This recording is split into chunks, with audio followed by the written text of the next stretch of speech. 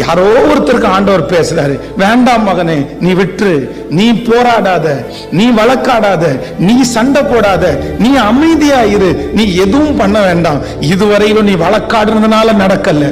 சில நேரத்துல நம்ம என்ன நினைப்போம் அப்படின்னா, 2 வார்த்தை பேசினாதான் நல்லா இருக்கும், இல்ல அப்படின்னா நம்ம தப்பு பண்ணது மாதிரி ஆயிருமே, நம்ம தப்பு பண்ணது மாதிரி ஆயிருமே. இல்ல, நான் ஒண்ணு நினைக்கிறேன், உங்களை தப்பான்னு நினைக்கணும்னு நினைக்கிறவங்க நீங்க எவ்வளவு நல்லா சொன்னாலும் உங்களை எப்படிதான் நினைக்க போறாங்க. அதனால நீங்க நிரூபிக்க எல்லாம் வேண்டாம், உங்களை நீங்க நிரூபிக்க வேண்டாம், நல்லவன்னு நிரூபிக்க வேண்டாம்.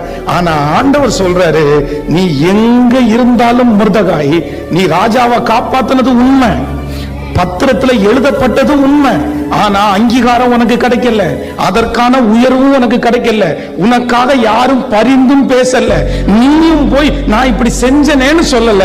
ஆனா ஒரு நாள் அந்த மனுஷனுக்காக தூக்கத்தையே கலைச்சார்ல, ராஜாவுடைய தூக்கத்தையே கலைச்சார்ல. அப்ப நான் சொல்றேன், உங்களுக்காக யார் வழக்காடணும், உங்களுக்காக யார் சொல்லணும்? நீ ஒண்ணுமே சொல்ல வேண்டாம். கர்த்தர் உங்களுக்கு உதவி செய்யணும்னு நினைச்சாருன்னா ராஜாவுடைய தூக்கத்தை தட்டி எழுப்ப பண்ணுவார், அங்க உங்களுக்காக கிரியை செய்வார். என் தேவன் பெரிய தேவன், சாதாரணமானவரே அல்ல.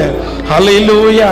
அப்போ நம்ம யார்கிட்டையும் போய் நல்லவங்கன்னு என்ன பண்ணிட முடியாது, நிரூபிச்சிடவே முடியாது, நிரூபிச்சிடவே முடியாது, எனக்கு தாங்க அப்படின்னு கேட்டுறவே முடியாது.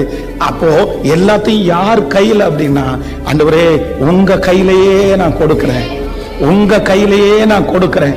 அப்படி கர்த்தர் உங்களை வச்சிருக்கிறார்னா கூட நீங்க சந்தோஷப்படுங்க.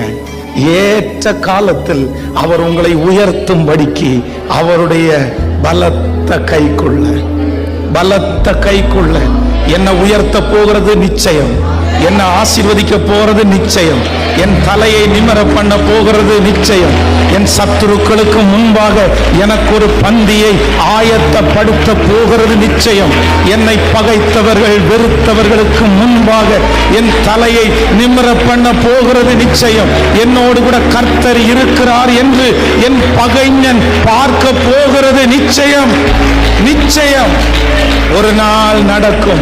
அதுவரையிலையும் என் மாம்சத்துல எந்த முயற்சியும் நான் எடுத்துடவே கூடாதுப்பா. ஒரு ஜெபத்தை மட்டும் பண்ணிடலாமா? இனி என் மாம்சத்துல எந்த முயற்சியும் நான் எடுத்துட கூடாது. என்னை தடுத்து நிறுத்துங்க ஆண்டவரே, என்னை தடுத்து நிறுத்துங்க ஆண்டவரே.